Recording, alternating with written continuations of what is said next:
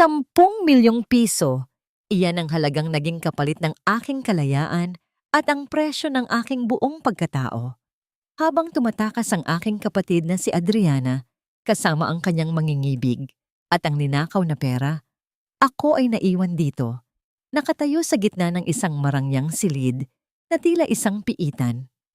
Suot ko ang trahe de bodang hindi naman talaga para sa akin, nanginginig sa harap ng lalaking tumitingin sa akin na parang ako ang pinakamaruming bagay sa mundo. Si Travis Alvarez ay hindi naghahanap ng asawa ngayong gabi.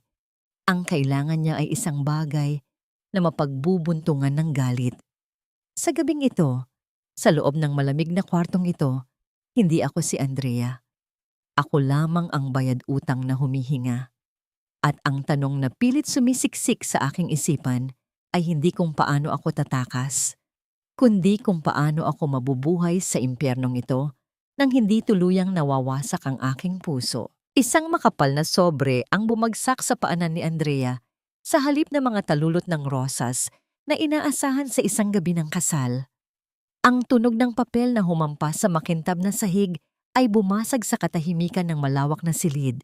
Hindi na niya kailangan pang buksan yon upang malaman ang nilalaman. Iyon ang kasulatan ng pagkakautang, ang dokumentong nagtali sa kanya sa impyernong ito. Dahan-dahang iniangat ni Andrea ang kanyang paningin. Sa harap niya ay nakatayo si Travis Alvarez, ang lalaking kakatapos lang niyang pakasalan, ilang oras pa lamang ang nakalilipas. Ngunit wala ni katiting na pagmamahal sa mga mata nito. Ang tingin ni Travis ay matalim, nanlalamig, at puno ng puot na tila kayang sunugin ang kanyang kaluluwa. Basahin mo yan, ang mariing utos ni Travis.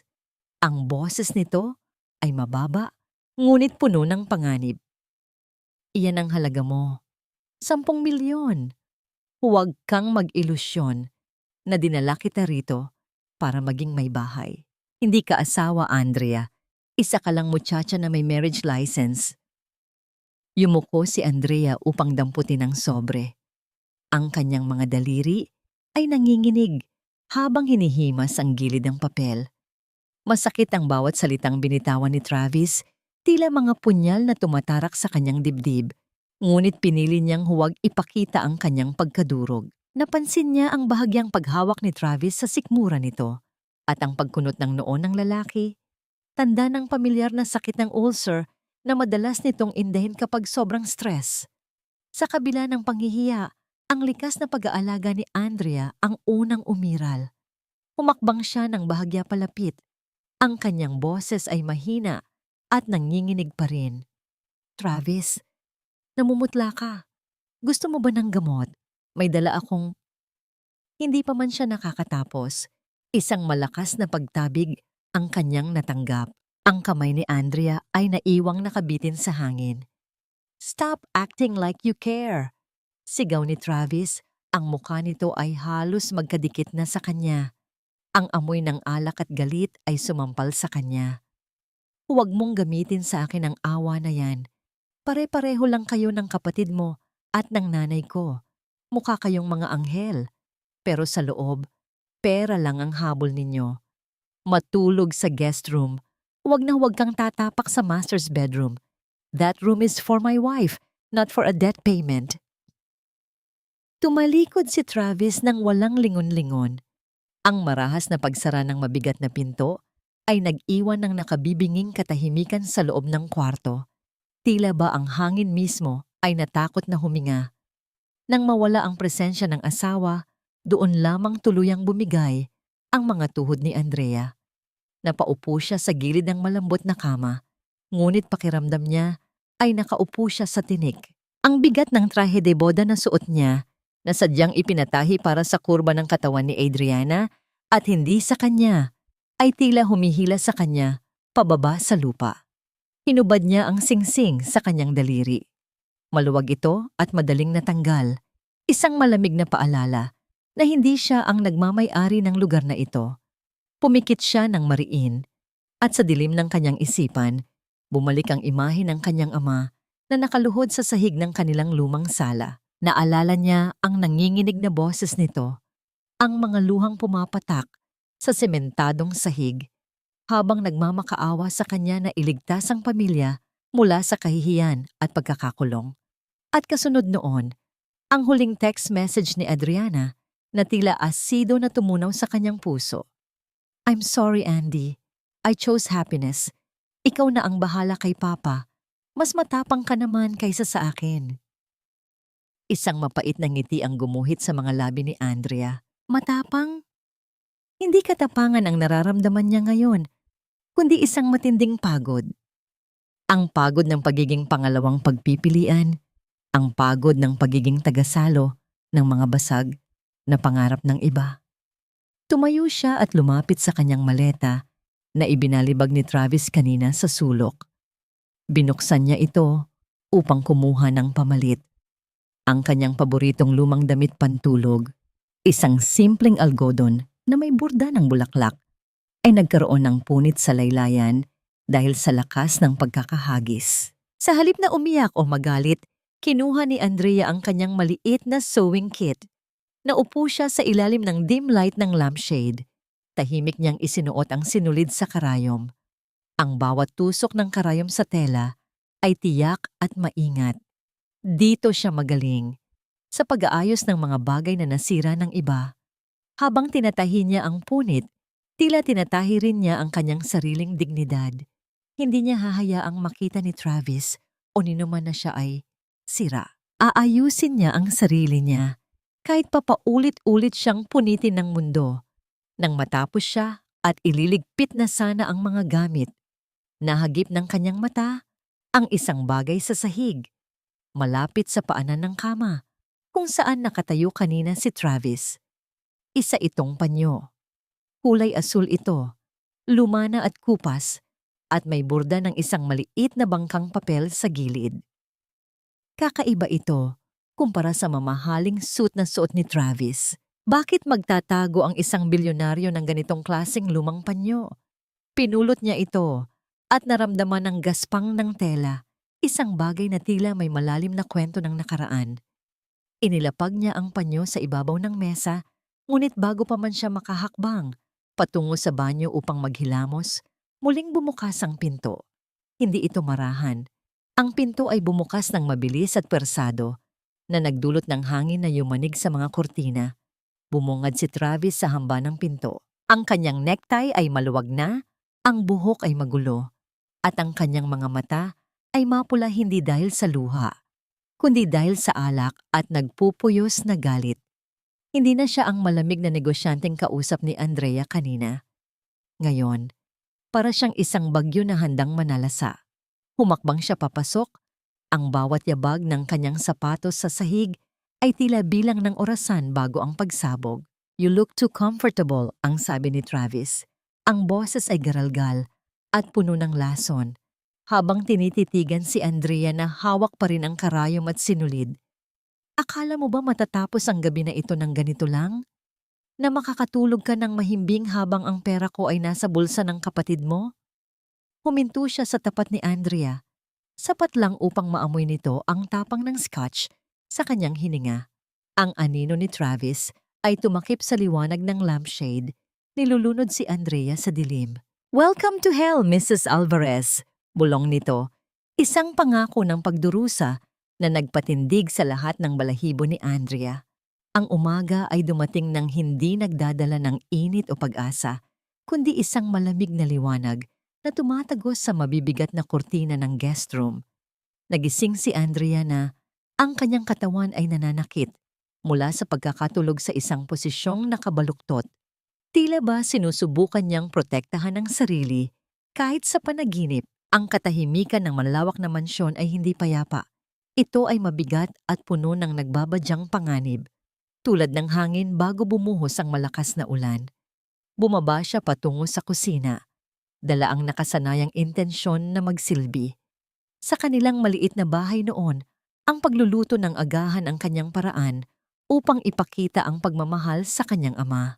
Naisip niya na baka sakaling ang amoy ng sinangag at mainit na kape ay makapagpalambot kahit papaano sa matigas na puso ng mga tao sa bahay na ito.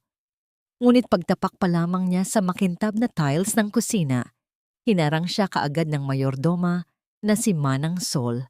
Ang mukha ng matanda ay walang emosyon, tila isang pader na hindi matitinag. "Huwag na kayong mag-abala," ang sabi ni Manang Sol sa tonong magalang ngunit madiin. Kinuha nito ang sandok mula sa kamay ni Andrea at ibinalik sa lagayan. "Mahigpit ang bilin ni Senyora Caridad. Hindi kayo pwedeng makialam sa kusina. Bisita lang kayo rito at ayaw ni Sir Travis na madumihan ang kanyang pagkain ng kung sino-sino." Napalunok si Andrea. Ang salitang madumihan ay tumarak sa kanyang dibdib. Hindi na siya nakasagot. Tumalikod siya at naglakad palabas ng kusina. Ang kanyang mga kamay ay mahigpit na nakakuyom sa laylayan ng kanyang simpleng damit pambahay. Sa sala, nakaupo sa isang antigong sofa, si Doña Caridad. Ang madrasa ni Travis ay nakasuot ng seda at perlas.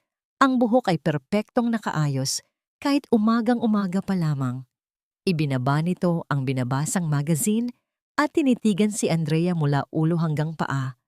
Isang tingin na tila sumusuri sa isang mumurahing paninda sa palengke. "Well, look who's awake." Ang bati nito na may kasamang ngiti na hindi umaabot sa mga mata. "Kamusta ang unang gabi sa impyerno, Hija? Sana ay komportable ka sa kwartong ibinigay namin. Alam mo naman, hindi kami sanay na may ibang tao sa bahay, lalo na yung mga galing sa, alam mo na, lower class." Tumayo si Andrea ng tuwid, pinipilit na huwag ipakita ang epekto ng insulto. "Magandang umaga po, senyora. Nais ko lang sana tumulong sa gawaing bahay." Tumawa ng mahina si Caridad, isang tunog na matinis at nakakairita sa pandinig. Tumayo ito at lumapit kay Andrea. Ang amoy ng mamahaling pabango ay sumakal sa hangin sa pagitan nila. "Huwag kang magpanggap na masipag, Andrea. Kilala ko ang lahi ninyo. Ang nanay mo ay magaling ding umarte na Santa Santita habang nilulustay ang pera ng asawa niya. You are just another parasite waiting to be fed." Bago pa man makasagot si Andrea, isang malakas at matinis na ingay ng nababasag na kristal ang nagmula sa ikalawang palapag. Ang tunog ay gumimbal sa katahimikan ng mansyon at nagdulot ng pagkabigla sa lahat. Agad na umakyat si Andrea. Ang kanyang instinct bilang guro ay nangibabaw sa takot. Sinundan niya ang pinagmula ng ingay patungo sa isang kwarto sa dulo ng pasilyo na ang pinto ay bahagyang nakabukas. Sa loob, nakita niya ang isang batang lalaki, si Leo, ang pamangkin ni Travis, na nakaupo sa sahig, nanginginig at umiiyak ng walang boses. Sa paligid nito ay nagkalat ang pirapirasong bubog ng isang mamahaling florera. Ang bata ay nakatakip ng mga palad sa kanyang tainga. Ang mata ay dilat na dilat sa takot habang nakatingin sa mga bubog. Alam ni Andrea ang ganitong reaksyon. Nakita na niya ito sa mga estudyante niyang may trauma. Dahan-dahan siyang lumuhod, hindi alintana ang mga bubog na maaring tumusok sa kanyang tuhod. "Leo," ang malambing niyang tawag. Ang boses ay mababa at kalmado. "Ayos lang. Walang sasaktan sa'yo. Andito ako." Akmang hahawakan niya ang balikat ng bata upang patahanin ito nang biglang bumukas ng malakas ang pinto sa kanyang likuran. Ang hangin ay humihip ng marahas kasabay ng pagpasok ng isang galit na Travis. "Get away from him!" Ang sigaw ni Travis na dumagundong sa apat na sulok ng silid.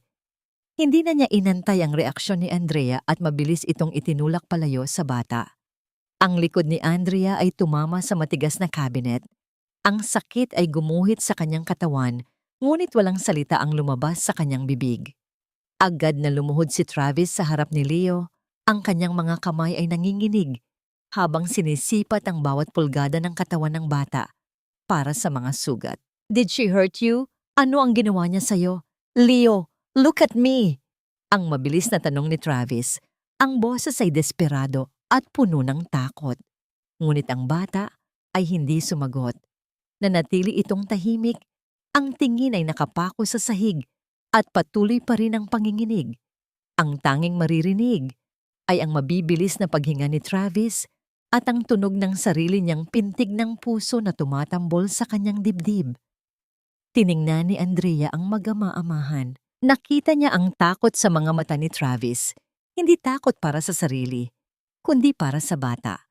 Sa kabila ng pagiging malupit nito sa kanya, isang bahagi ni Travis ang nagmamahal ng lubos sa pamangkin.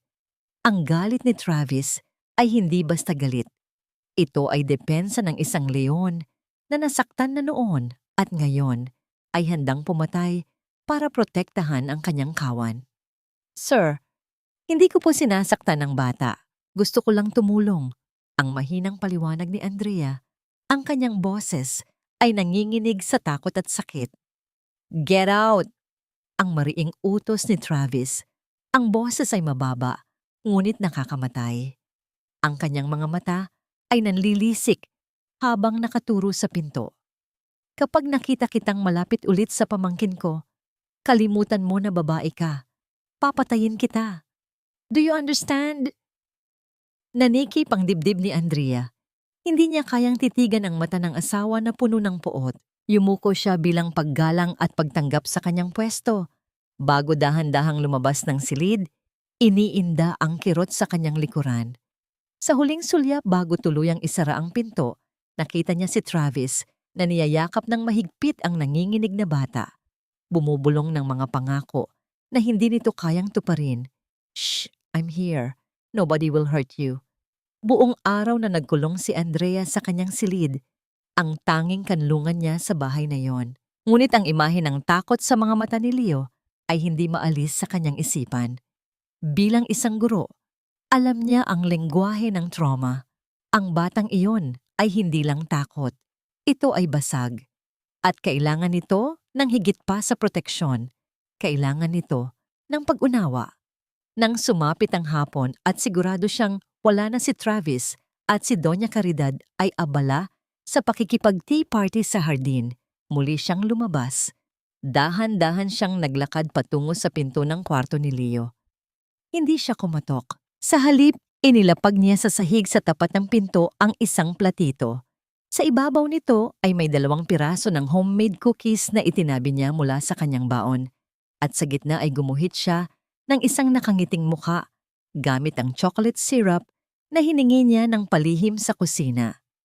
Isang maliit na liham ang nakatupi sa ilalim ng platito na may drawing ng araw at ulap. Ito ang kanyang tahimik na paraan ng pagsasabi. Kahit anong dilim, may ngiti pa rin. Bumalik siya sa sala na parang walang nangyari. Ngunit ang katahimikan ay muling binasag ng matinis na boses ni Doña Caridad. Nasaan ang brooch ko? Ang diamond brooch ko na regalo ng yumao kong asawa. Ang sigaw ng madrasta mula sa itaas ng hagdanan. Ang mukha nito ay pula sa galit at ang daliri ay nakaturo sa ibaba. Nagmadaling bumaba ang lahat ng katulong, nakayuko at takot. Si Travis, nakadarating lang mula sa opisina, ay agad na lumapit sa ina-inahan. Ano ang nangyayari dito, ma? Nawawala ang brooch ko, Travis. At alam ko kung sino ang kumuha. Ang nandidilat na mata ni Caridad ay dumako kay Andrea na nakatayo sa gilid. Ikaw! Ikaw lang ang bagong salta dito. Ikaw lang ang may motibo dahil sa hirap ng buhay niyo. Nanlaki ang mga mata ni Andrea. Wala po akong kinuha, senyora. Kahit kailan ay hindi po ako magnanakaw. Talaga? Eh di patunayan mo. Ang hamon ni Caridad. Lumapit ito kay Andrea. At walang pasubali na hinablot ang bag na nakasabit sa balikat ng dalaga. Ma, stop it! Ang awat ni Travis, ngunit huli na ang lahat. Itinaob ni Doña Caridad ang bag ni Andrea sa gitna ng sala. Ang lahat ng laman nito ay kumalat sa mamahaling carpet, mga mumurahing lipstick, lumang wallet na tila bibigay na ang tahi, ilang barya, at isang litrato ng kanyang pamilya nagusot na ang gilid. Walang mamahaling alahas, walang diamond brooch. Ang katahimikan sa kwarto ay nakabibingi.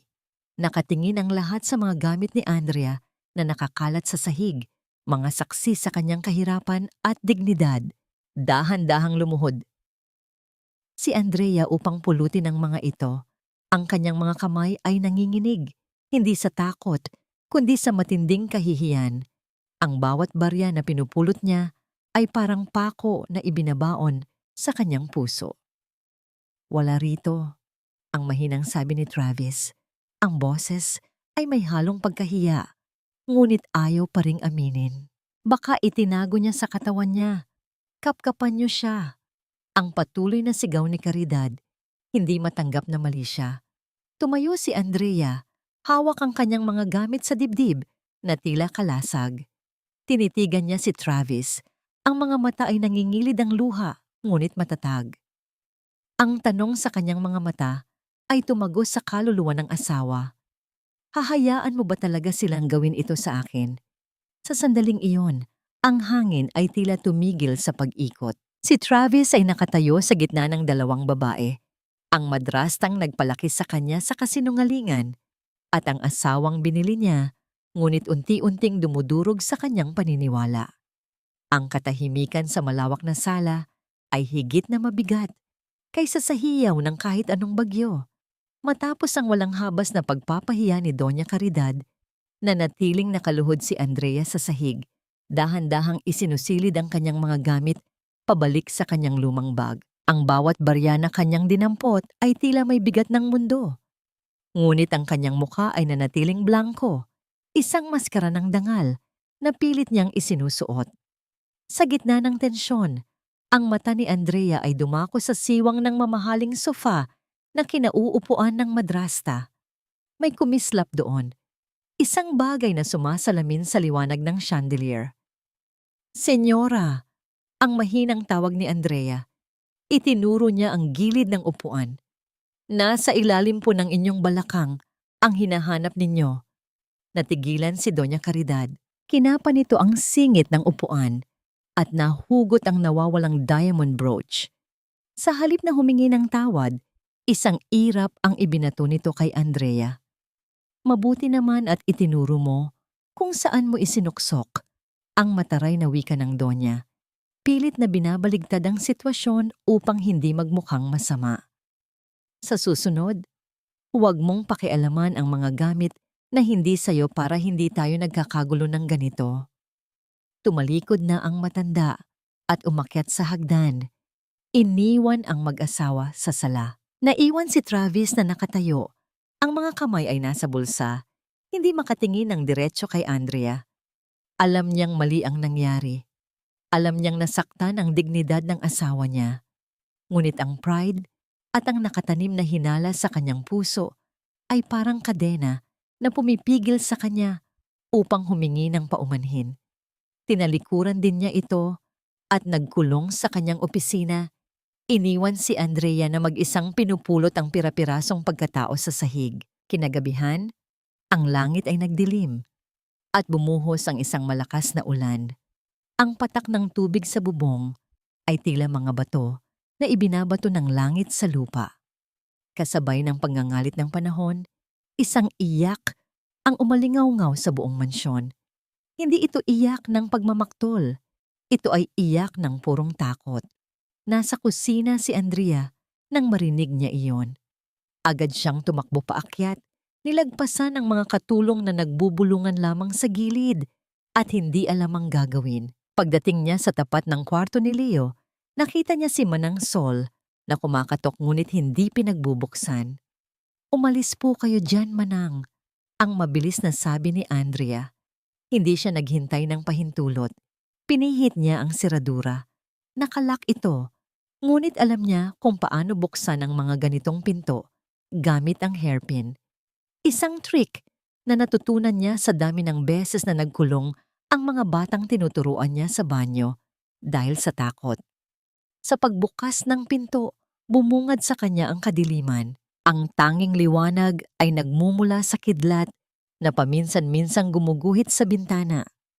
Nakita niya si Leo na nakasiksik sa pinakasulok ng kwarto sa ilalim ng isang maliit na tent na gawa sa kumot. Nanginginig ang buong katawan ng bata, nakatakip ang mga kamay sa tainga habang sumisigaw ng walang tunog tuwing kumukulog. Dahan-dahang lumapit si Andrea. Hindi siya nagsalita agad. Umupo siya sa sahig, ilang dipa ang layo mula sa bata, upang iparamdam na hindi siya banta.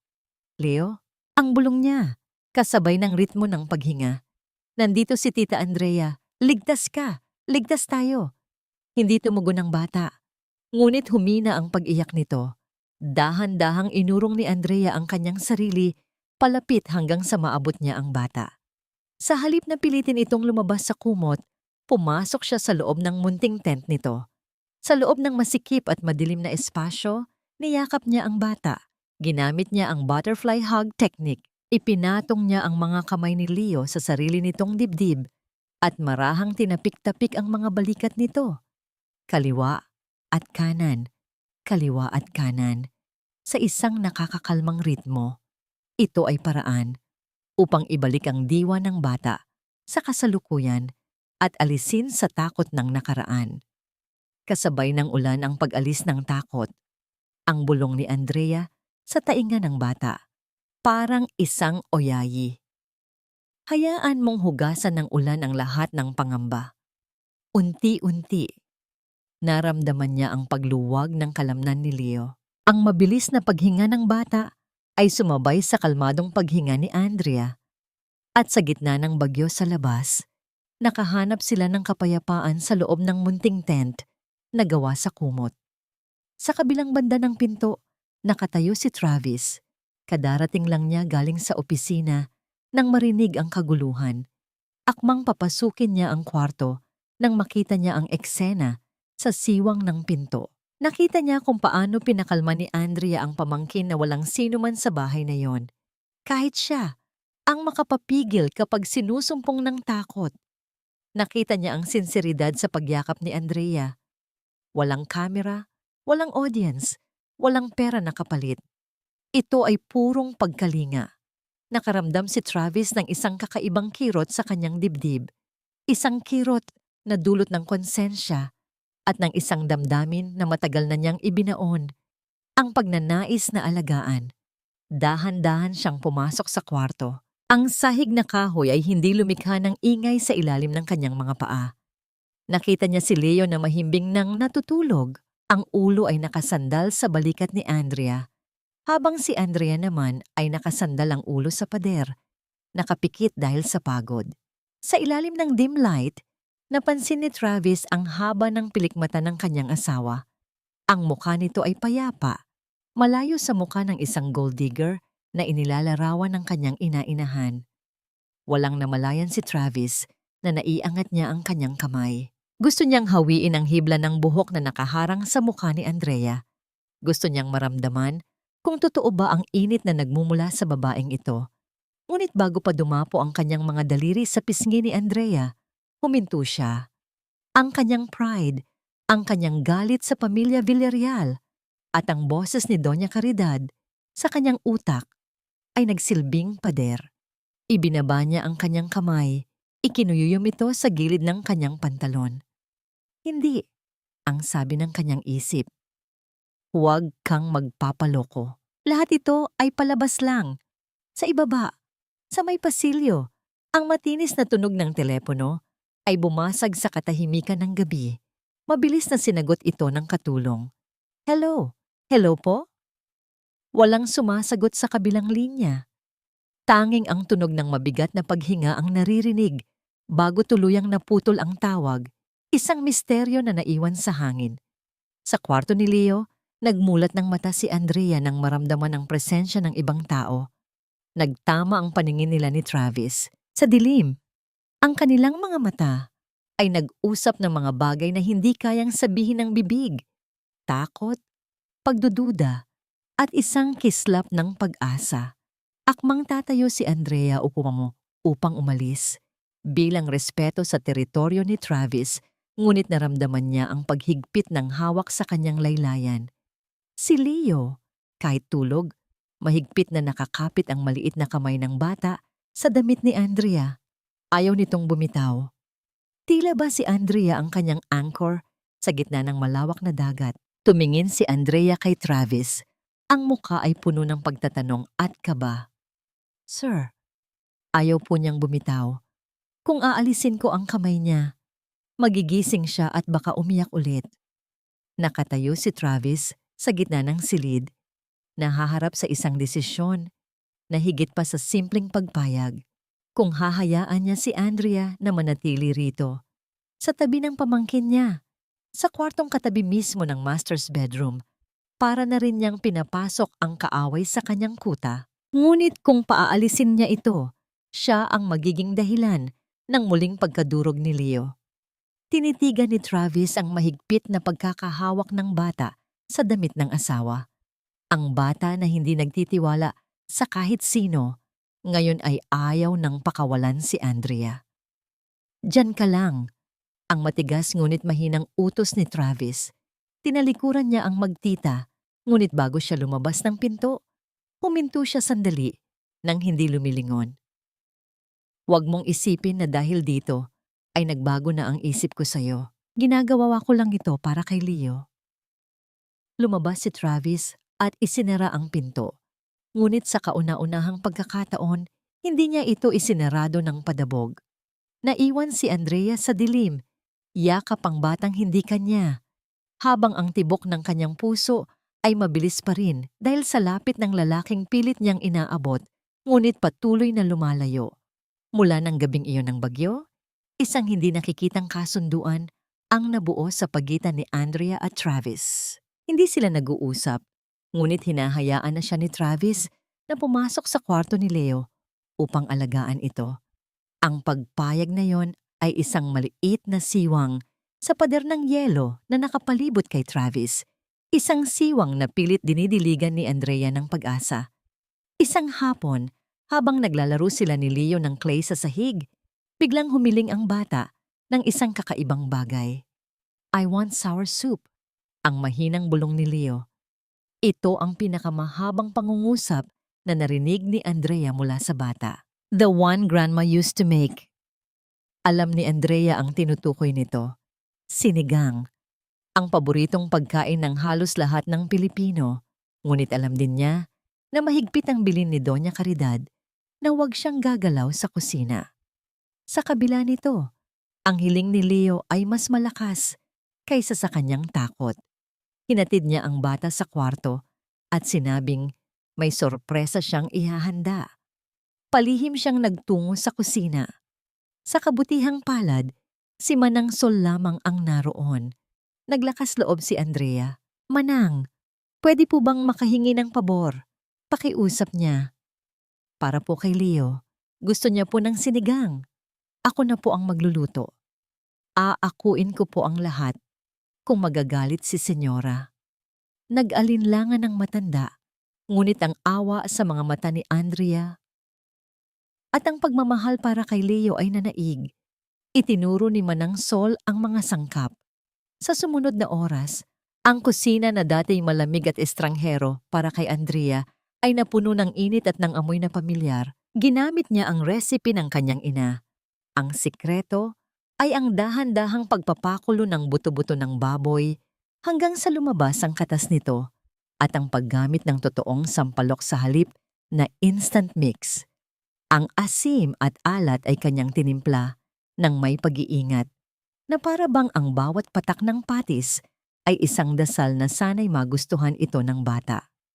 Pagsapit ng hapunan, nakahain sa mesa ang iba't ibang putahe na gawa ng mamahaling chef ng pamilya. Ngunit sa gitna ng lahat, naroon ang isang simpleng palayok na naglalaman ng mainit na sinigang.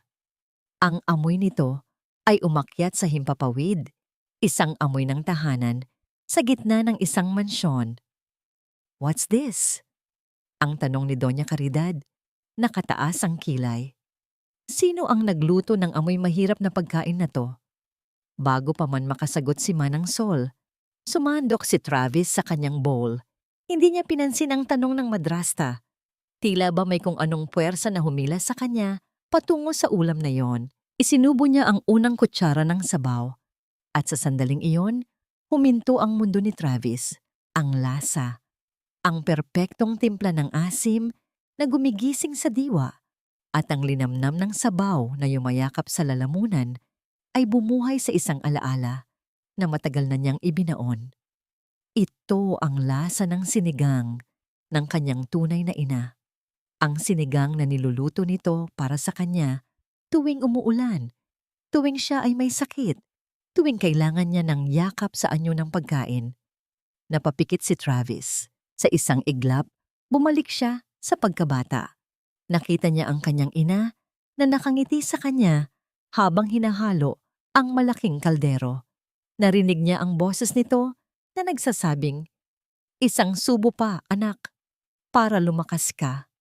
Isang luha ang pumatak mula sa kanyang mata at nahulog sa kanyang bowl, humalo sa mainit na sabaw. "Travis, anak, are you okay?" Ang nag-aalalang tanong ni Caridad na nagpabalik sa diwa ni Travis. Mabilis na pinunasan ni Travis ang kanyang pisngi. Tumikhim siya at ibinalik ang malamig na maskara sa kanyang mukha. Tumingin siya sa paligid. Sino ang nagluto nito? Ang tanong niya. Ang boses ay mas malalim at seryoso kaysa kanina.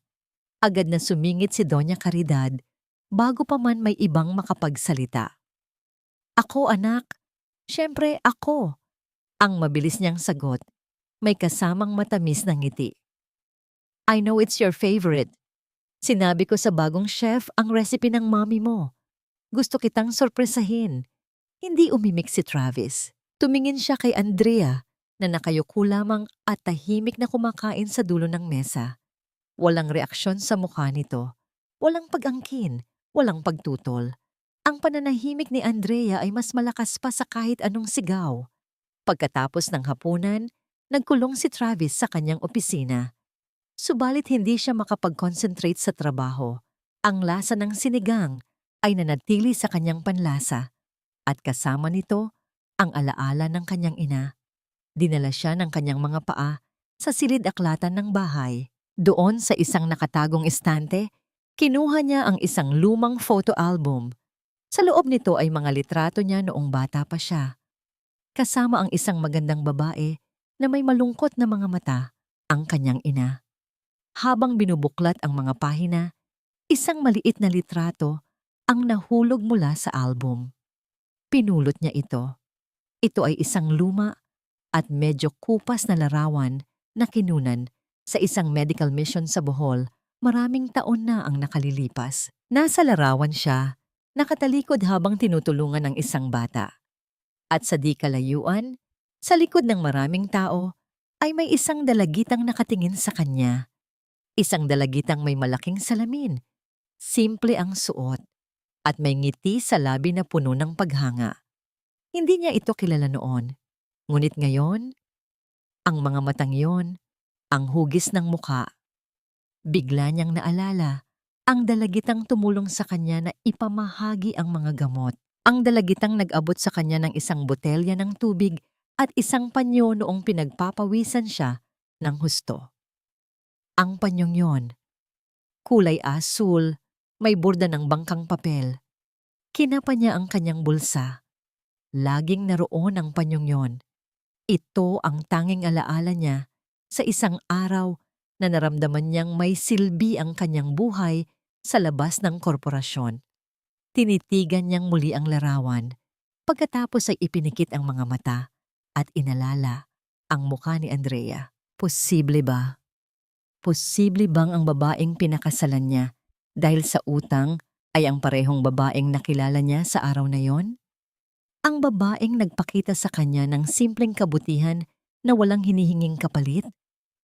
Isang matinding pagod ang bumalot sa katawan ni Travis. Pagod mula sa trabaho, pagod mula sa galit, at pagod mula sa pag-iisip. Nagpasiya siyang umakyat na para matulog. Ngunit pagsapit niya sa tapat ng kanyang kwarto, narinig niya ang mahinang pag-ubo mula sa silid ni Andrea. Umuubo ito ng sunod-sunod. Sumilip siya sa bahagyang nakabukas na pinto at nakita niya si Andrea na nakaupo sa sahig, nanginginig at nakabalot ng makapal na kumot. Nilalagnat ito. Ang mukha nito ay maputla at ang mga labi ay tuyo. Naligo sa ulan kagabi, ang naisip ni Travis, kasabay ng isang matalim na kirot ng konsensya. Dahil sa kagustuhan nitong iligtas si Leo, Hinayaan nitong magbabad sa lamig si Andrea. Nag-init ang ulo ni Travis, hindi dahil kay Andrea kundi sa sarili niya. Anong klaseng tao siya? Nagpapagamot siya sa pinakamagaling na doktor sa bansa para sa ulcer niya. Pero ang asawa niya, kahit sa papel lang, ay hinahayaan niyang magkasakit nang walang kalinga. Bumalik siya sa kanyang kwarto, kumuha ng gamot para sa lagnat at isang baso ng tubig. Nag-alinlangan siya sandali sa tapat ng pinto ni Andrea. Ang pagpasok sa kwartong iyon ay paglabag sa sarili niyang patakaran. Ngunit ang imahe ng nanginginig na katawan ni Andrea ay mas malakas kaysa sa kanyang pride. Dahan-dahan niyang pinihit ang seradura. Pumasok siya at nilapitan si Andrea. Uminom ka nito. Ang utos niya. Ang boses ay mababa, ngunit hindi na kasing tigas ng dati. Nagulat si Andrea. Itinaas niya ang kanyang mga mata na nanlalabo dahil sa lagnat. Sir Travis, don't call me sir. Inumin mo na lang, sabi niya habang iniaabot ang gamot at tubig. Inalalaya niya itong makainom.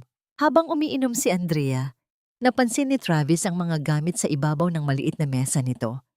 Isang lumang libro, mga colored pencil, at isang pad ng papel na may mga drawing ng mga hayop at bulaklak, mga materyales para sa pagtuturo. Simple, payapa, malayong malayo sa magulo at mapagkunwaring mundo niya. Pagkatapos uminom, muling humiga si Andrea at nagtalukbong ng kumot. Akmang aalis na si Travis nang marinig niya itong bumulong. Salamat. Huminto si Travis sa may pinto ngunit hindi lumingon. Matulog ka na. Kailangan kitang malakas para may katulong si Manang Sol bukas. Ang sabi niya, isang palusot upang itago ang namumuong pag-aalala. Isinara niya ang pinto. Ngunit sa gabing iyon, si Travis naman ang hindi makatulog. Ang katawan niya ay pagod na pagod. Ngunit ang isip niya ay gising na gising. Ang lasa ng sinigang, ang litrato sa buhol, ang lagnat ni Andrea, lahat ay naghalo-halo. Ginugulo ang matagal na niyang paniniwala. Sa kalaliman ng gabi, ang pagod at stress ay naningil. Nagsimulang manakit ang sikmura ni Travis. Sinundan ito ng matinding lagnat. Nanginginig siyang humiga sa kama. Ngunit sa halip na tumawag ng katulong, pinili niyang tiisin ang sakit mag-isa. Ito ang kanyang parusa. Sa kabilang kwarto, nagising si Andrea dahil sa uhaw. Paglabas niya para kumuha ng tubig, napansin niyang bahagyang nakabukas ang pinto ng master's bedroom. May naririnig siyang mahinang ungol mula sa loob. Dahan-dahan siyang sumilip. Nakita niya si Travis na nakabaluktot sa kama. Pawis na pawis at namumutla. Alam niyang sinusumpong na naman ito ng ulcer. At ngayon, ay may kasama pang lagnat. Nakalimutan ni Andrea ang sarili niyang karamdaman. Pumasok siya sa kwarto, kumuha ng maligamgam na tubig at bimpo mula sa banyo, at naupo sa gilid ng kama. Dahan-dahan niyang pinunasan ang noo at leeg ni Travis. Sa pagdampi ng basang bimpo, tila bahagyang nahimasmasan si Travis. Idinilat nito ang mga mata. Sa panlalabo ng kanyang paningin dahil sa lagnat, ang nakita niya ay hindi ang mukha ni Andrea, kundi ang mukha ng kanyang ina. Mommy. Ang bulong niya, ang boses ay parang sa isang batang naliligaw. Hinawakan niya ang kamay ni Andrea na may hawak na bimpo. Don't leave me again. Please don't leave me. Nanigas si Andrea. Naramdaman niya ang init ng kamay ni Travis, ang higpit ng hawak nito na puno ng takot at pananabik. Ang puso niya ay nagsimulang tumibok ng mabilis, isang ritmo ng awa at ng isang damdaming hindi niya dapat maramdaman. Hindi niya binawi ang kanyang kamay. Hinayaan niyang doon lamang iyon, isang anchor para sa kaluluwang nalulunod sa alaala. Buong magdamag na binantayan ni Andrea si Travis. Paulit-ulit niyang pinalitan ang bimpo sa noo nito. Nakinig siya sa mga binubulong nitong pangalan na hindi niya maintindihan. Nang bandang madaling araw, nang bumaba na ang lagnat ni Travis at naging kalmado na ang paghinga nito, doon lamang siya nakaramdam ng pagod. Hindi niya namalayan na nakatulog na pala siya. Ang kanyang ulo ay nakasubsob sa gilid ng kama. Ang isang kamay ay hawak pa rin ni Travis. Nang unang sinag ng araw ay tumama sa bintana, nagising si Travis. Ang una niyang naramdaman ay ang gaan ng kanyang pakiramdam. Wala na ang lagnat at kumalma na ang sakit ng kanyang tiyan. Ang pangalawa ay ang bigat sa kanyang kamay. Dahan-dahan niyang iminulat ang kanyang mga mata at ang una niyang nakita ay si Andrea. Nakaupo ito sa sahig. Ang mga braso ay nakapatong sa kama at ang ulo ay nakasandal sa mga yon. Mahimbing itong natutulog. Ang kanyang mukha ay payapa. Ang mga pilik mata ay bahagyang nanginginig sa bawat paghinga. Ang sikat ng araw ay tumama sa kanyang buhok, nagbibigay dito ng isang ginintuang sinag na parang korona. At ang kamay nila, magkahawak pa rin. Tinitigan ni Travis ang kanilang mga kamay. Ang magaspang at malaki niyang kamay na sanay sa pagpirma ng mga kontrata at paghawak ng manibela ay nakakapit sa maliit at payak na kamay ni Andrea. Isang kamay na sanay sa paghawak ng tisa, pag-aalaga ng bata, at pagpunas ng lagnat. Sa sandaling iyon, sa katahimikan ng umaga, walang Doña Caridad, walang 10 milyong utang, walang Adriana. Mayroon lamang isang lalaking may sakit at isang babaeng nag-alaga. Hindi alam ni Travis kung gaano siya katagal na nakatitig dito. Ang alam niya lang, ang pader na itinayo niya sa paligid ng kanyang puso ay nagsimulang magkaroon ng mga bitak. Ang galit na matagal niyang inalagaan ay unti-unting napapalitan ng isang damdaming mas komplikado at mas nakakatakot. Pagkalito. Ang mga sumunod na araw ay lumipas na may kasamang isang kakaibang katahimikan. Ang yelo sa pagitan ni Travis at Andrea ay hindi pa tuluyang natunaw, ngunit hindi na rin ito kasing tigas ng dati. May mga sandaling nagkakatinginan sila sa pasilyo, isang mabilis na sulyap na puno ng mga tanong na hindi masabi. Si Travis ay naging mas malumanay sa kanyang mga utos, habang si Andrea naman ay patuloy sa kanyang tahimik na pag-aalaga kay Leo. Isang marupok na kapayapaan ang namagitan sa kanila, isang kapayapaan na anumang oras ay maaaring mabasag. At ang basag na yon ay dumating sa anyo ng isang bagyo. Nagsimula ito sa isang biglaang pagdilim ng kalangitan sa gitna ng hapon. Ang dating bughaw na langit sa Mactan ay naging kulay abo. Ang hangin ay nagsimulang umihip ng malakas, yumuyugyog sa mga puno ng niyog na nakapalibot sa mansyon.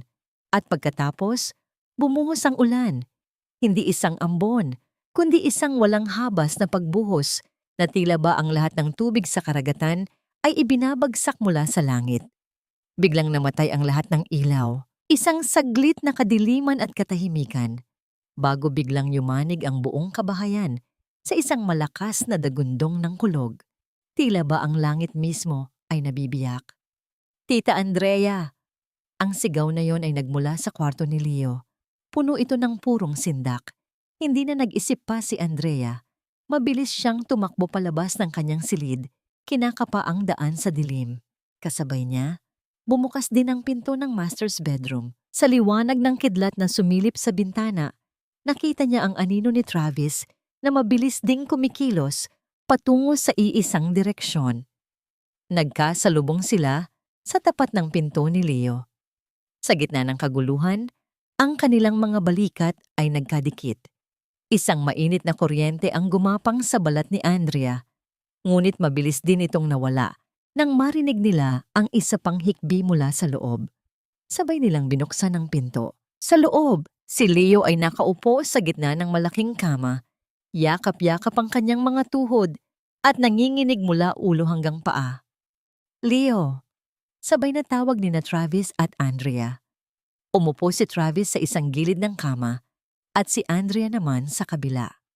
Ang bata ay nasa gitna nila, isang maliit na isla ng takot sa pagitan ng dalawang karagatan ng pag-aalala. "It's okay, buddy. It's just thunder," ang sabi ni Travis. Ang boses ay pilit na pinapakalma kahit na halata ang sarili niyang tensyon. Ngunit hindi tumigil sa panginginig si Leo. Sa bawat dagundong ng kulog, lalo itong sumisiksik sa kanyang sarili. Ipinikit ni Andrea ang kanyang mga mata at ginawa ang tanging alam niyang paraan. Nagsimula siyang kumanta. Hindi ito isang sikat na kanta.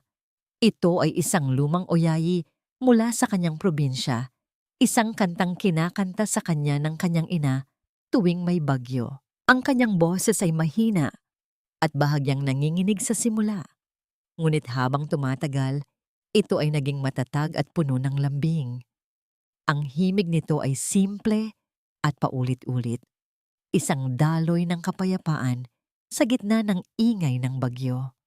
Unti-unti, ang panginginig ni Leo ay nabawasan. Ang mga kamay na nakatakip sa kanyang tainga ay dahan-dahang bumaba. Iminulat niya ang kanyang mga mata at tumingin kay Andrea. Sa dilim, tanging ang mga boses at paghinga ang maririnig. Si Travis, sa kabilang dulo ng kama, ay nakatingin lamang kay Andrea. Hindi niya maintindihan ang mga salita ng kanta, ngunit naramdaman niya ang kahulugan nito. Ito ay isang kanta ng kanlungan, isang pangako na sa kabila ng lakas ng bagyo sa labas, may isang lugar kung saan ligtas ka. Sa pagitan ng mga kulog at ng awit, ang distansya sa malawak na kama ay tila umikli. Ang kanilang mga tuhod ay halos magkadikit na. Ang hangin ay malamig, ngunit sa pagitan nilang tatlo, may isang init na hindi maipaliwanag. Saan mo natutunan yan? Ang tanong ni Travis nang matapos kumanta si Andrea. Ang boses niya ay isang bulong. Ayaw basagin ang namuong kapayapaan. Sa nanay ko po, sagot ni Andrea.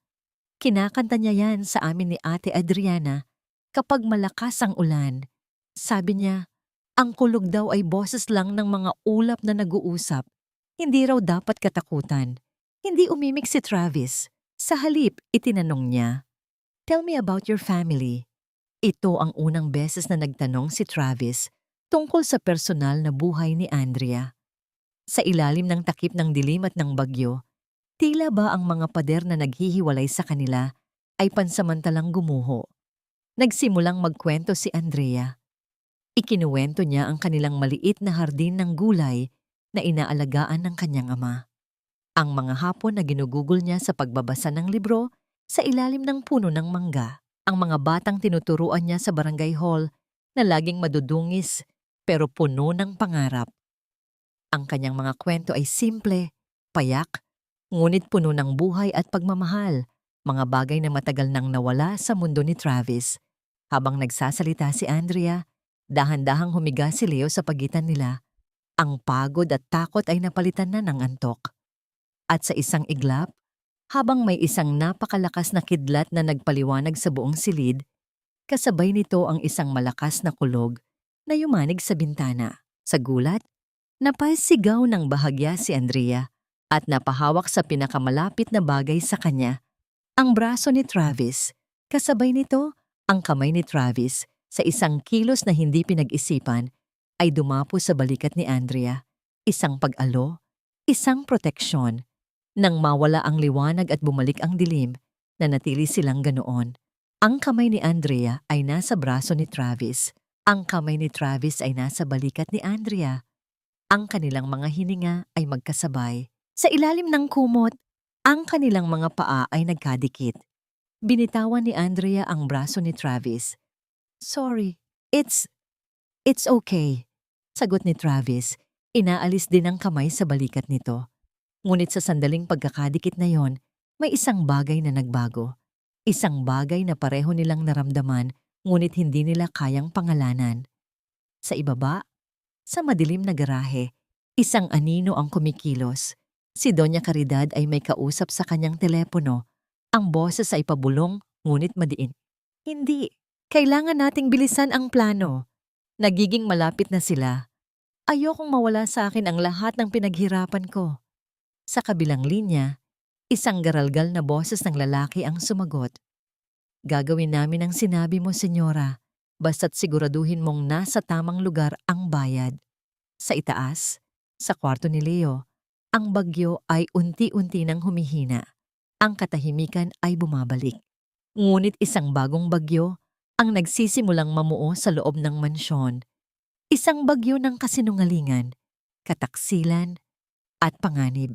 At sa gitna nito, sina Travis at Andrea, kasama ang natutulog na bata, ay nakahiga sa iisang kama.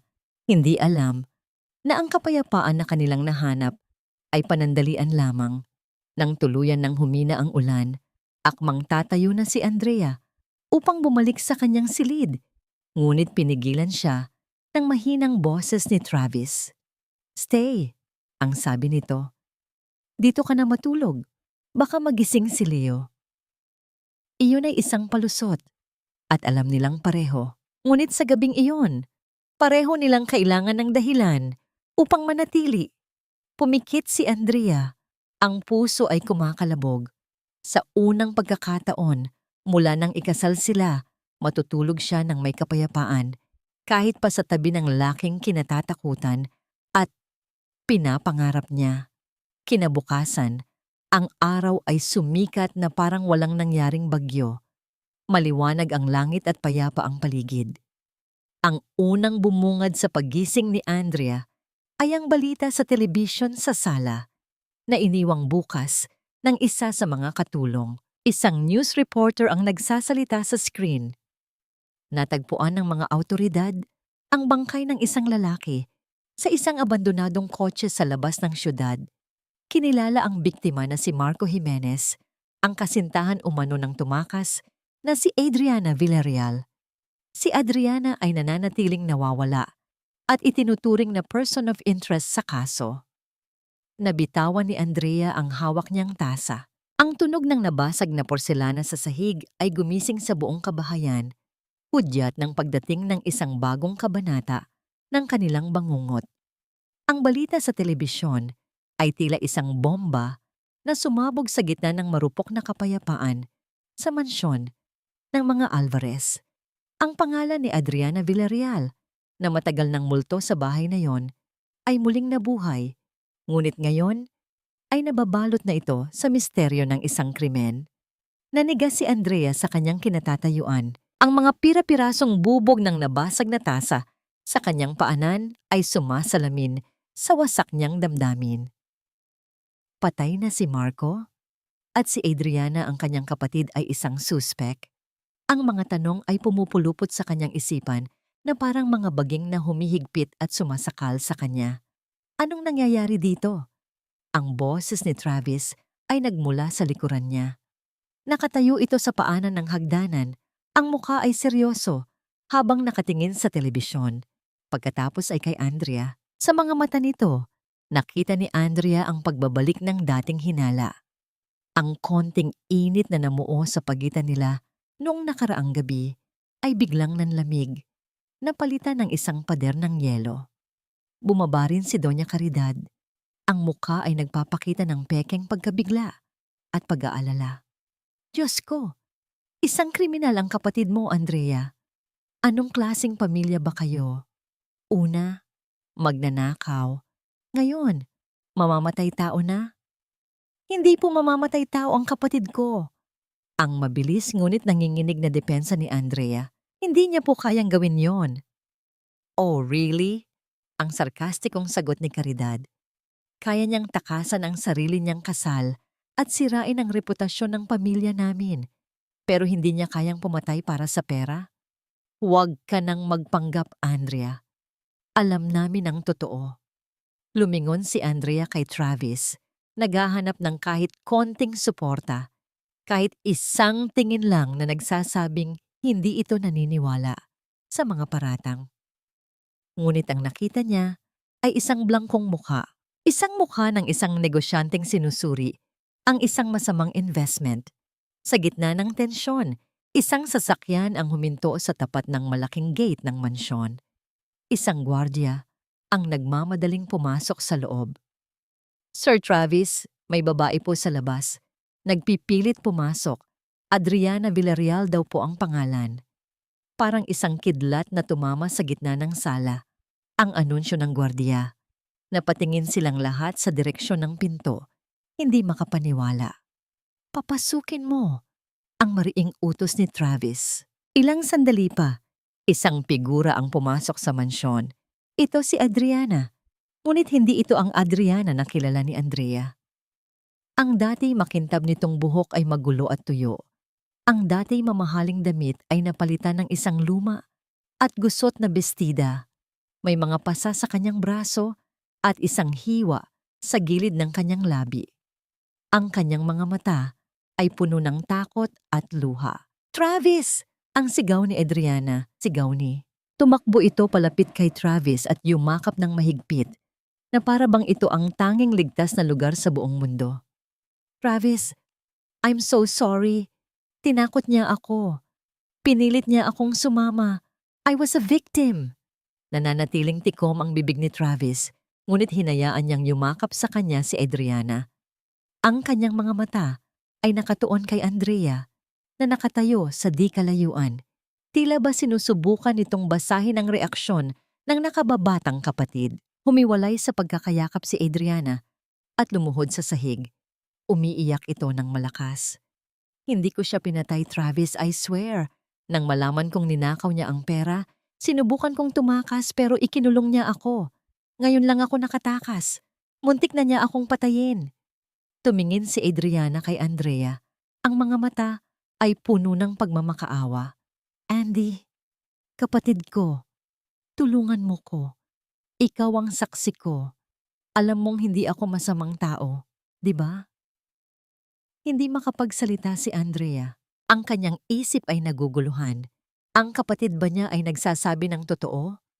O ito ay isa na namang napakagaling na pag-arte? Of course, she's telling the truth. Ang mabilis na pagsingit ni Doña Caridad na ngayon ay inaalo na si Adriana na nakaluhod pa rin. "Kawawang bata, tingnan mo ang ginawa sa kanya ng demonyong lalaking iyon. At ikaw, Andrea." Bumaling ito kay Andrea. Ang boses ay puno ng akusasyon. "Bakit hindi mo sinabi sa amin na kinidnap pala ang ate mo? O baka naman, alam mo ang lahat ng ito? Baka kasabwat ka." "Ano po?" Gulat na tanong ni Andrea. "Hindi po totoo yan." "Bakit hindi?" Ang muling tanong ni Caridad. "Habang nagpapakasakit ang ate mo sa kamay ng isang kriminal, ikaw naman ay nagpapakasarap dito sa mansyon. Natutulog sa malambot na kama, kumakain ng masasarap na pagkain. Baka naman plinano niyo itong lahat? Para sa huli, pareho kayong makikinabang sa yaman ng mga Alvarez." Ang bawat salita ni Caridad ay isang patak ng lason na unti-unting kumakalat sa isipan ni Travis. Tumingin ito kay Andrea. Ang dati pagdududa ay naging isang matibay na konklusyon. "Andy," muling nagsalita si Adriana. Ang boses ay basag. "Nung gabing umalis ako, tinawagan kita. 'Di ba? Sinabi ko sa iyong humihingi ako ng tulong. Bakit hindi mo sinabi kay Travis? Bakit mo ako pinabayaan? Iyon ang huling pako sa kabaong." Isang kasinungalingan na binitiwan ng may perpektong tiyempo. Natigilan si Andrea. Hindi tumawag si Adriana. Ang tanging ipinadala nito ay isang text message ng pagtalikod. Hindi, hindi totoo yan, ate." Ang tanging niyang naisagot. Tumingin si Andrea kay Travis. Umaasang makikita nito ang katotohanan sa kanyang mga mata. Ngunit ang nakita niya ay pagkasuklam. Ang tingin na ibinibigay nito sa kanya noong unang gabi nila ay bumalik. 10 beses na mas matindi. Ang gabing magkasama sila sa gitna ng bagyo, ang pag-aalaga niya dito, ang lasa ng sinigang, lahat ay nabura na parang isang panaginip. "Umakyat ka sa taas, Adriana. Magpahinga ka." Ang mahinahong sabi ni Travis sa nakatatandang Villarreal. Tinutulungan itong tumayo. "Manang Sol, asikasuhin niyo si Adriana. Bigyan niyo ng pagkain at gamot." Pagkatapos ay bumaling siya kay Andrea. Ang kanyang boses ay bumalik sa pagiging malamig at walang awa. "Ang kwarto ni Adriana ang guest room kung saan ka natutulog. Kunin mo ang mga gamit mo." Nanlamig ang buong katawan ni Andrea. "Saan? Saan po ako pupunta?" Tinitigan siya ni Travis ng diretso sa mata. Ang bawat salita ay mabagal at madiin. Sinisiguradong tatagos ito sa puso ni Andrea. "Doon ka sa lumang bodega sa likod ng hardin. Doon nababagay ang mga basurang katulad mo." Habang naglalakad paakyat si Adriana na inaalalayan ni Doña Caridad, Lumingon ito kay Andrea. Isang mabilis at halos hindi mahahalata ng ngisi ang gumuhit sa mga labi nito. Isang ngisi ng tagumpay bago ito muling nagsuot ng maskara ng isang kaawa-awang biktima.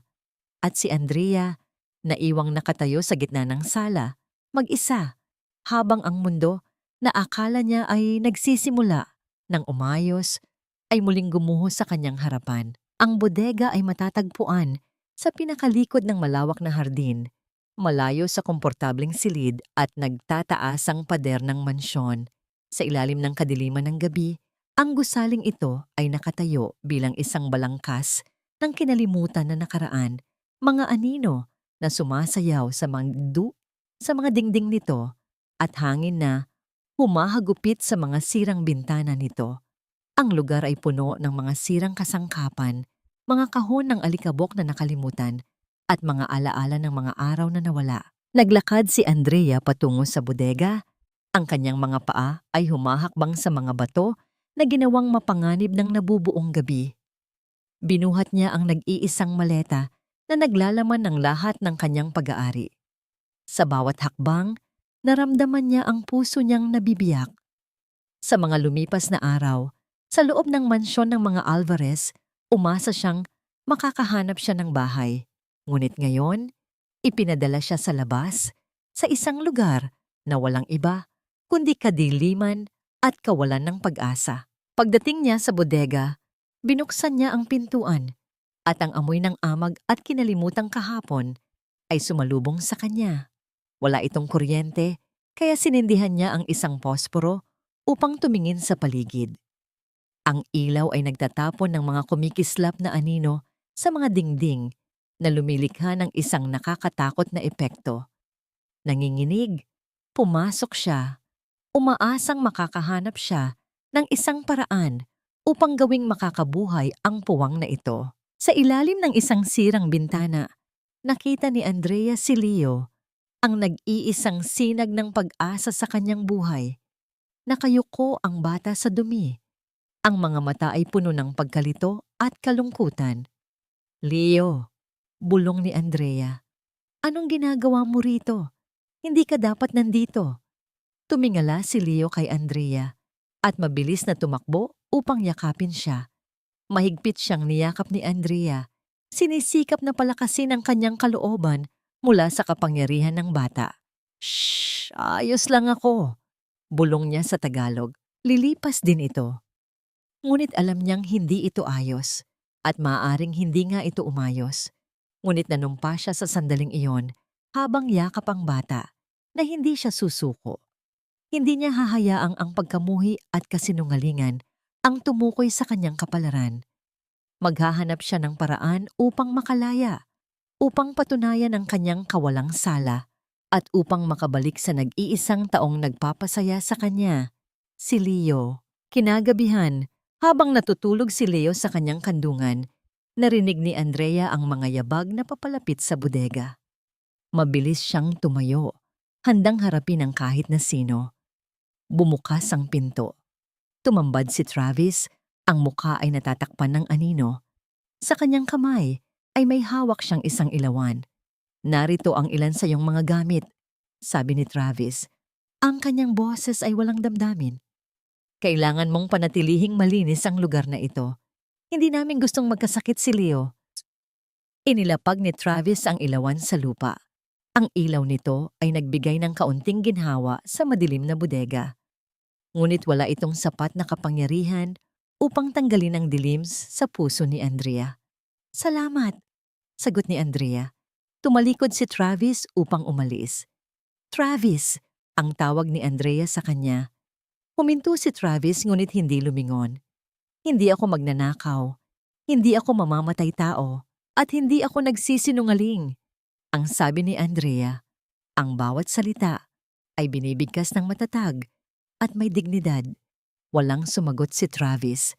Nananatili itong tahimik sa loob ng ilang sandali. Pagkatapos ay tuluyan na itong umalis. Isinara ang pinto at iniwanan si Andrea sa madilim na lugar. Sa sumunod na mga araw, nagpatuloy si Andrea sa pagtitiis sa mga paghihirap ng kanyang bagong buhay. Gumigising siya ng maaga upang tumulong sa mga gawaing bahay. Kahit na sinisigawan siya ni Doña Caridad at tinitingnan ng malamig ni Travis. Pinasasalamatan niya ang karangalan sa pagtuturo kay Leo sa kanyang libreng oras na bumubuo ng isang bono na pareho niyang itinatangi.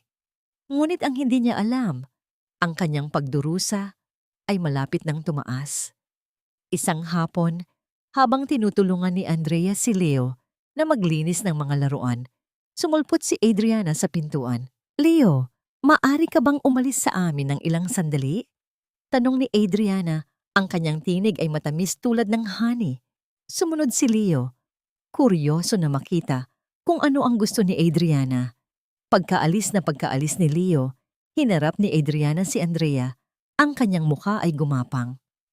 "Kailangan kitang kausapin," sabi ni Adriana. "Tungkol saan?" tanong ni Andrea. "Tungkol kay Travis," sagot ni Adriana. "Anong tungkol sa kanya?" tanong ni Andrea. Ang damdamin ng malaking pangamba ay gumugol sa kanya.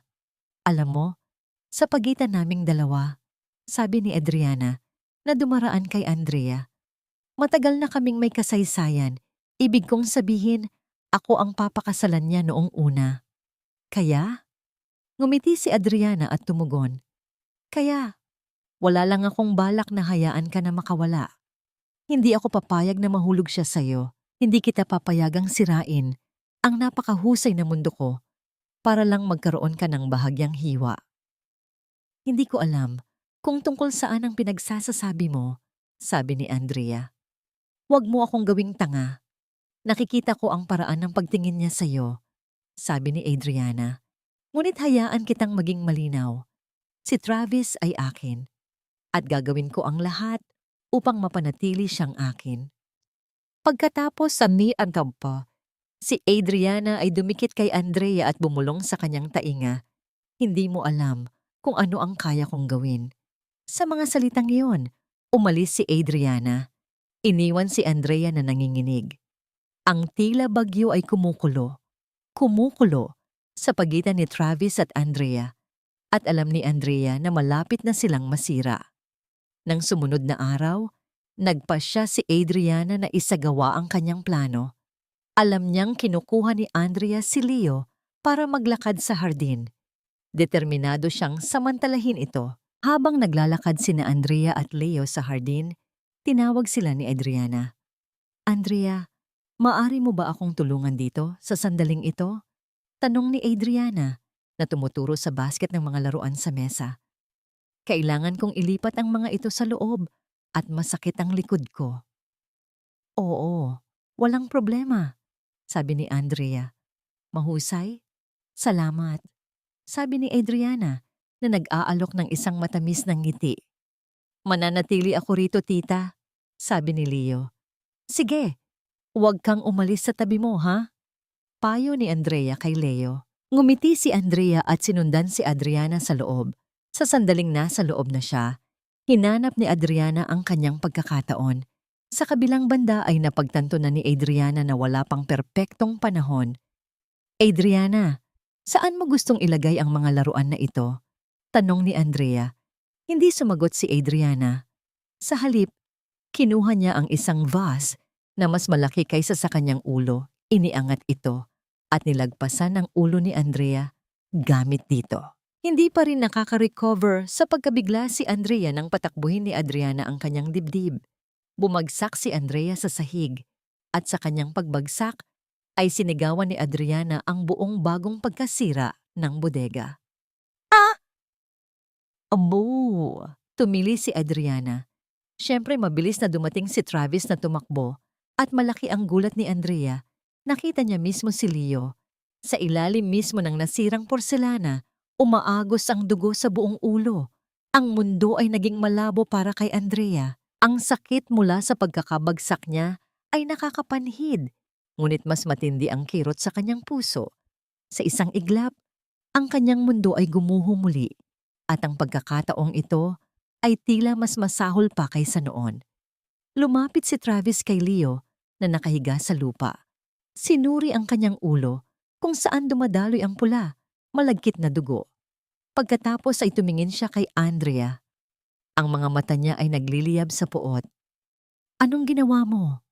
tanong niya. Ang boses ay nagngangalit. "Anong ginawa mo sa kanya?"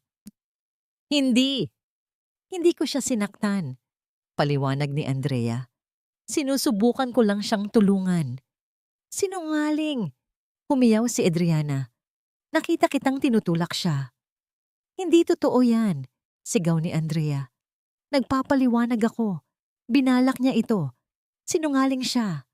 Sinubukan ni Travis na huwag pansinin si Adriana habang nakatuon lamang kay Andrea. "Sapat na. Hindi na ako magpapaloko ng mga kasinungalingan mo. Pagkatapos ng lahat ng ginawa ko para sa'yo, ito ang ginagawa mo sa akin bilang pagtanaw ng utang na loob? Sinubukan mo ang isang hindi katanggap-tanggap na bagay sa pamamagitan ng pananakit sa isang inosenteng bata? Huwag! Hindi kita sasaktan," sigaw ni Andrea. "Itinigil kita. Sinira mo ang plano ko na magkasama tayo. Sa tingin mo talaga ay sasama ako sa isang taong tulad mo?" Sagot ni Travis. "Sinusuka ko kayo. Ang totoo, nadidiri ako sa inyo." "Tapos na tayo," sagot niya. "Umalis ka sa pamamahay ko. Ayaw na kitang makita pa." Tumalikod na si Travis kay Andrea. Ang dalaga ay hindi makapaniwala sa nangyayari. Mayroon pa bang isang lugar na pwede siyang puntahan? Mayroon pa bang isang lugar na tinatawag niyang tahanan? Lumipas ang isang linggo. Sa panahong iyon, si Andrea ay nakatira sa mga lansangan, naghihirap at nagtataka kung paano siya makakakuha ng pagkain. Isang araw, nakahanap siya ng kawanggawa na pinayagan siyang manatili sa loob at nagtrabaho siya roon para makakuha ng pera. Habang nagtatrabaho siya roon, natanto niyang kailangan niyang magpakatatag sa ngayon. At sa sandaling nakakuha na siya ng sapat na seguridad, pwede na niyang subukang sabihin kay Travis ang totoo. Samantala, sa mansyon, tahimik at walang emosyon si Travis. Alam niya na nagkamali si Adriana. Isang araw, habang binibisita ni Travis si Leo, sinabi niya, "Nakikita ko si Andrea at alam ko na hindi kanya sasaktan kailanman. Hindi na ako galit sa kanya." "Sinungaling ka!" sigaw ni Leo. "Alam kong tinulak ako ni Caridad. Pinatay niya ako dahil nilalaro ko lang ang mga laruan ko." Tumawa si Travis. "Talagang sinabi mo yan?" "Oo," sagot ni Leo. "At hindi iyon ang unang pagkakataon. Isang gabi, nakita kong kausap ni Adriana si Caridad at sinabi niya sa kanya ang plano niya. Sinabi niya na magkukunwari siyang magkasakit at sisihin ka sa lahat." Ang mga salita ni Leo ay dumurog kay Travis. Na-realize niyang siya ay bulag. Hindi niya nakita ang katotohanan dahil masyado siyang abala sa pagbabayad ng utang. Agad na tinawagan ni Travis ang mga pulis. Noong gabing iyon, si Caridad at Adriana ay inaresto at kinasuhan sa pagtatangkang pagpatay kay Leo. Si Travis ay nakaramdam ng kaba. Alam niyang kailangan niyang makita si Andrea. Kailangan niyang hingin ang kanyang kapatawaran at sabihin sa kanya kung gaano siya nagsisisi. Ngunit paano niya siya mahahanap? Sa paglalahad ni Leo ng katotohanan, ang mundo ni Travis ay bumagsak sa kanyang paligid. Ang lahat ng paniniwala niya ay nabaligtad at ang dating matibay na pundasyon ng kanyang buhay ay naging isang buhangin. Nasaktan niya si Andrea, ang taong tumulong sa kanya at kumalinga kay Leo. Paano niya maitatama ang kanyang pagkakamali? Agad na nagtungo si Travis sa kanyang opisina at tinawagan ang kanyang pribadong investigador. Inutusan niya itong hanapin si Andrea Villarreal. Kailangan niya itong makita. Kailangan niyang humingi ng tawad. Lumipas ang mga araw, ngunit walang kahit anong balita tungkol kay Andrea. Parang naging bula ito na biglang naglaho. Nag-alala si Travis. Saan kaya ito naroroon? Kumakain kaya ito ng maayos? Ligtas kaya ito? Hindi siya makatulog ng maayos. Paulit-ulit na bumabalik sa kanyang isipan ang huling tingin ni Andrea sa kanya bago siya umalis sa mansyon. Puno ito ng sakit, pagtataka, at higit sa lahat, pagkabigo. Hindi niya mapapatawad ang kanyang sarili kung may masamang mangyari sa kanya. Isang gabi, habang walang pagod na naghihintay ng balita, nakatanggap si Travis ng isang tawag mula sa investigador. Natagpuan na raw si Andrea. Nasaan siya? Tanong ni Travis. Ang puso ay halos lumabas na sa kanyang dibdib. Nasa Bohol po siya, sir, sagot ng investigador. Nagtuturo po siya sa isang maliit na paaralan sa isang liblib na barangay. Hindi nag-aksaya ng oras si Travis. Agad siyang naghanda ng kanyang mga gamit at sumakay sa kanyang pribadong eroplano patungo sa Bohol. Kailangan niyang makita si Andrea sa lalong madaling panahon. Pagdating niya sa Bohol, nagrenta si Travis ng isang kotse at nagmaneho patungo sa barangay na binanggit ng investigador. Ang daan ay makipot at baku-bako, ngunit hindi siya nagpatinag. Ang kanyang puso ay tumitibok ng mabilis na para bang ito ay tumatakbo. Sa wakas, narating niya ang barangay. Ito ay isang maliit na lugar. May mga bahay na gawa sa kahoy at mga taong masayang nagtatrabaho sa mga bukid. Nagtanong siya kung saan matatagpuan ang paaralan. Itinuro ng mga tao ang isang maliit na gusali na gawa sa pawid. Humugot ng malalim na hininga si Travis. Ito na ang pagkakataon niyang itama ang lahat. Dahan-dahan siyang lumapit sa paaralan. Narinig niya ang mga bata na nagtatawan at kumakanta sa loob. Ang tunog na yon ay nagdulot ng kagaanan sa kanyang puso. Sa pagbukas niya ng pinto, nakita niya si Andrea. Nakasuot ito ng isang simpleng damit at nakatayo sa harap ng mga bata. Nagtuturo ng aralin. Ang kanyang mukha ay masaya at puno ng sigla. Ang tingin niya ay nakatuon sa mga bata. Hindi alintana ang kanyang nakaraan. Ang saya at pagmamahal sa trabaho ay makikita mo sa kanya. Ngunit ang saya na yon ay biglang napalitan ng gulat nang makita niya si Travis na nakatayo sa may pinto. Ang mga mata niya ay nanlaki at ang kanyang katawan ay naging matigas. Ang lahat ng magagandang alaala ni Travis at Andrea na nabuo sa mansyon ay lumayo at isang walang pag-asa na kawalan ng laman ang nabuo. Anong ginagawa mo rito? Tanong niya. Ang boses ay puno ng pagtataka at pagkatakot. Andrea, sagot ni Travis, humahakbang pasulong. Kailangan kong makipag-usap sa'yo. Wala tayong pag-uusapan, mariing sabi ni Andrea. Tinatago ang kanyang mga estudyante sa likuran. Umalis ka na. Hindi kita kailangan dito. Please, Andrea. Pakiusap ni Travis. Pakinggan mo ako. May sasabihin ako sa'yo. Ayoko, sagot ni Andrea. Narinig ko na ang lahat ng gusto kong marinig mula sa'yo. Umalis ka na. Ang kapayapaan sa maliit na silid-aralan ay nasira. Ang mga bata ay tahimik na nakatingin sa kanilang guro at sa estrangherong lalaki na nagdulot ng pagkabahala. Sa labas ng paaralan, isang matandang lalaki ang nakatayo. Ito ay ang ama ni Andrea. Kanina pa niya nakita ang pagdating ni Travis at alam niyang hindi ito magdudulot ng maganda sa kanyang anak. Dahan-dahan siyang lumapit sa paaralan. May hawak na isang tungkod sa kanyang kamay. Ang kanyang mga mata ay puno ng galit. Umalis ka rito, ang mariing sabi ng kanyang ama. Hindi ka na welcome dito. Sinira mo na ang buhay ng anak ko. Huwag mo na siyang gambalain pa. Sir, please, pakiusap ni Travis. Gusto ko lang kausapin si Andrea. May sasabihin ako sa kanya. Wala kang sasabihin. Humiyaw ang kanyang ama. Umalis ka na bago pa ako tumawag ng mga pulis. Alam ni Travis na wala siyang laban. Nasaktan niya si Andrea at ngayon kailangan niyang harapin ang mga kahihinatnan ng kanyang mga aksyon. Yumuko si Travis sa kanyang ama at binaling muli ang tingin kay Andrea. Nakita niyang nanlalabo ang kanyang mga mata, ngunit ang kanyang ekspresyon ay nanatiling matigas. Patawad, ang sabi ni Travis. Patawad sa lahat ng sakit na naidulot ko sa'yo. Hindi ko to sinasadya. Umaasa ako na isang araw, mapapatawad mo ako. Pagkatapos, tumalikod si Travis at umalis sa paaralan. Ang kanyang puso ay mabigat at ang kanyang mga mata ay puno ng luha. Alam niya na maaaring hindi niya mapapatawad ang kanyang sarili para sa nagawa niya.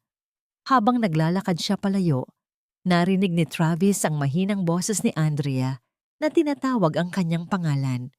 Huminto siya at lumingon. Nakita niya si Andrea na nakatayo sa may pinto ng paaralan. Ang kanyang mga mata ay puno ng kalungkutan. Travis, sabi niya, bakit ka bumalik? Huminto si Travis at lumingon. Nakita niya si Andrea na nakatayo sa may pinto ng paaralan. Ang kanyang mga mata ay puno ng kalungkutan. Travis, sabi niya, bakit ka bumalik? Humugot ng malalim na hininga si Travis at lumapit sa kanya. Bumalik ako dahil kailangan kitang sabihan ng totoo. Sagot niya, bumalik ako para humingi ng tawad. Bakit ngayon? Tanong ni Andrea. Bakit hindi mo ako pinaniwalaan noon? Bakit kailangan pang mangyari ang lahat ng ito bago mo ma-realize ang katotohanan? Alam kong nagkamali ako, sabi ni Travis. Alam kong nasaktan kita, pero sana bigyan mo ako ng pagkakataon na itama ang lahat. Tinitigan siya ni Andrea sa mata. Nakita niya doon ang sinseridad at pagsisisi.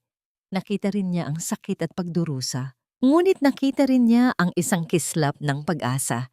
Isang pag-asa na kahit paano, maaari pa rin silang magkaroon ng pangalawang pagkakataon.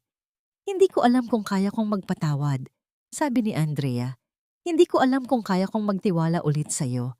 Pero ang alam ko, hindi ko kayang talikuran ang mga bata dito. Kailangan nila ako. Naiintindihan ko, sabi ni Travis. Hindi ako umaasang mapapatawad mo ako kaagad. Gusto ko lang malaman mo na handa akong gawin ang lahat para mabawi ang iyong tiwala. Kung gusto mo talagang makatulong, sabi ni Andrea, tulungan mo akong ayusin ang paaralan. Nagulat si Travis. Hindi niya inaasahan ang ganitong kahilingan. Anong ibig mong sabihin? Tanong niya. Nasira ang bubong ng paaralan dahil sa bagyo. Paliwanag ni Andrea. Kung tutulong ka sa akin na ayusin ito, malaking tulong na yon sa mga bata. Ngumiti si Travis. Sige, sabi niya, tutulungan kitang ayusin ang paaralan. Sa sumunod na mga araw, si Travis ay nagtrabaho kasama ni Andrea at ang mga taga-barangay upang ayusin ang paaralan. Nagbubuhat siya ng mga tabla, nagpipintura ng mga dingding, at nakikipag-usap sa mga bata. Sa bawat araw na lumilipas, lalo siyang nakikilala ng mga tao at lalo ring lumalapit ang kanyang puso kay Andrea. Nakita niya ang kabutihan nito, ang dedikasyon sa kanyang trabaho at ang pagmamahal nito sa mga bata.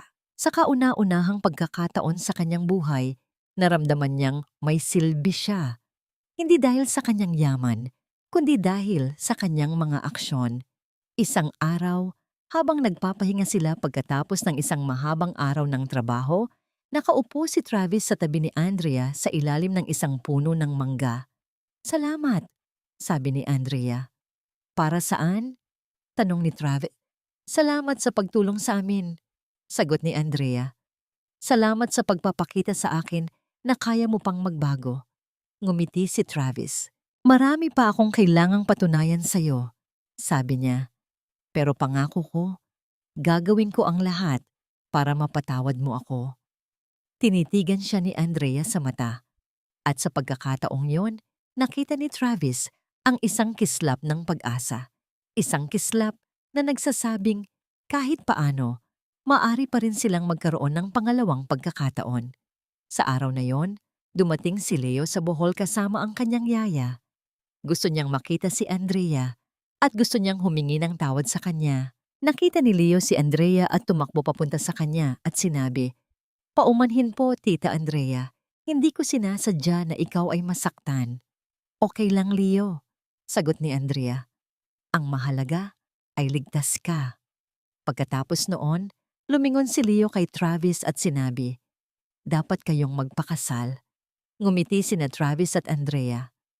Oo, ang mga nakaraang pangyayari ay maaaring makaligalig para sa kanilang dalawa.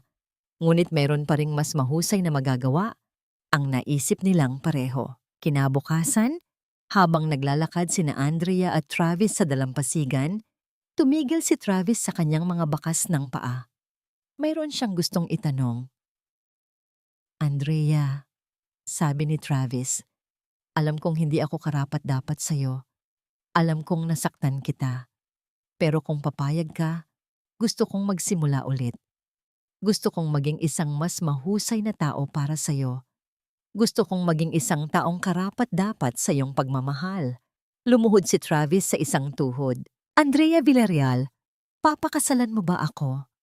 Nanlaki ang mga mata ni Andrea. Hindi niya inaasahan ang panukalang iyon. Hindi niya alam kung ano ang sasabihin. Tumulo ang luha ni Andrea habang nakatingin kay Travis. Ito na. Ito na ba talaga? Nagkakaroon ba talaga siya ng pangalawang pagkakataon? Oo, sabi ni Andrea. May luha sa kanyang mga mata. Oo, papakasalan kita. Ngumiti si Travis at tumayo.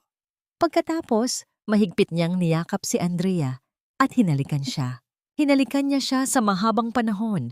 Hinahalikan siya ng pagmamahal at pagmamalasakit. At pinatutunayan na wala silang dapat alalahanin sa hinaharap. Lumipas ang 1 taon. Ang pangit na alaala ng kasal na walang pag-ibig sa Cebu ay unti-unting napalitan ng isang bagong kabanata na puno ng pagmamahalan at pag-asa. Sa baybayin ng Bohol, sa gitna ng matataas na puno ng niyog at ng malawak na karagatan, sina Travis at Andrea ay muling nagsumpaan ng kanilang pagmamahal. Hindi ito isang marangyang kasal na puno ng mga bisita mula sa alta sosyedad. Ito ay isang simpleng seremonya na dinaluhan ng mga kaibigan, pamilya at mga estudyante ni Andrea mula sa maliit na barangay. Si Leo ang nagdala ng singsing, masayang naglalakad sa pasilyo habang hawak ang isang maliit na unan. Ang kanyang ama ay naghihintay sa dulo. Ang kanyang mga mata ay puno ng luha ng kagalakan. Inabot niya ang kamay ni Andrea kay Travis, isang tahimik na pagtanggap at pagbibigay ng basbas. Sa harap ng isang paring nakangiti at ng mga taong nagmamahal sa kanila, sinabi ni na Travis at Andrea ang kanilang mga panata. Sa mga panata, pinangakuan nila ang isa't isa ng walang hanggang pag-ibig, respeto at katapatan. Nangako silang magtutulungan sa hirap at ginhawa, sa sakit at kalusugan, hanggang sa wakas ng kanilang mga buhay. Pagkatapos ng seremonya, nagkaroon ng isang maliit na salo-salo sa tabing dagat. Nagkaroon ng pagkain, sayawan at kantahan. Si Leo, na ngayoy mas masigla at mas malapit kay Travis, ay kumanta ng isang kanta para sa mga bagong kasal. Habang pinagmamasdan ni Andrea si Travis na nakikipagtawanan sa mga bata, hindi niya maiwasang maalala ang nakaraan. Naalala niya ang sakit, ang kahihiyan, at ang kawalan ng pag-asa. Ngunit alam niya na ang lahat ng yon ay bahagi na lamang ng kanyang nakaraan. Ngayon, mayroon siyang bagong kinabukasan. Isang kinabukasan na puno ng pag-ibig, kaligayahan, at kapayapaan. Ngunit paano naman ang mga nagkasala sa kanila? Paano naman sina Doña Caridad at Adriana? Sa paglipas ng mga buwan, sina Doña Caridad at Adriana ay nanirahan sa malayo. Bagamat sa una ay nagtagumpay ang kanilang masasamang layunin, ang mga kapangyarihan ay nagkaroon ng paraan upang makakuha ng hustisya para kay Travis at Andrea. Si Adriana, nang walang ibang pupuntahan at walang pera na babalikan, ay nakakulong sa paggawa at pagtatrabaho sa ibang bansa upang suportahan ang kanyang sarili. Si Caridad, sa kabilang banda, ay nakakulong sa isang maliit, kulong na bahay. Nakatanggap siya ng parusa na itapon sa labas at itakwil. Wala sa alinmang magandang kayamanan na ginamit niya ang maaaring iligtas sa kanya mula sa buhay na naghihintay sa kanya. Sa isang hapon, habang naglalakad si Andrea sa dalampasigan kasama si Travis, tumigil siya at tumingin sa kanyang asawa. "Salamat," sabi niya. "Para saan?" tanong ni Travis. Salamat sa pagbabalik, sagot ni Andrea. Salamat sa pagbibigay sa akin ng pangalawang pagkakataon. Ngumiti si Travis at hinawakan ang kamay ni Andrea. Hindi kita dapat pinakawalan. Sabi niya, ikaw ang pinakamagandang bagay na nangyari sa akin. Sabay silang tumingin sa papalubog na araw. Ang mga kulay ng langit ay humalo sa isa't isa, na lumilikha ng isang magandang tanawin na nagpapahiwatig ng kapayapaan at pagkakaisa. Sa sandaling iyon, alam ni na Travis at Andrea na sa wakas ay natagpuan na nila ang tunay na pag-ibig.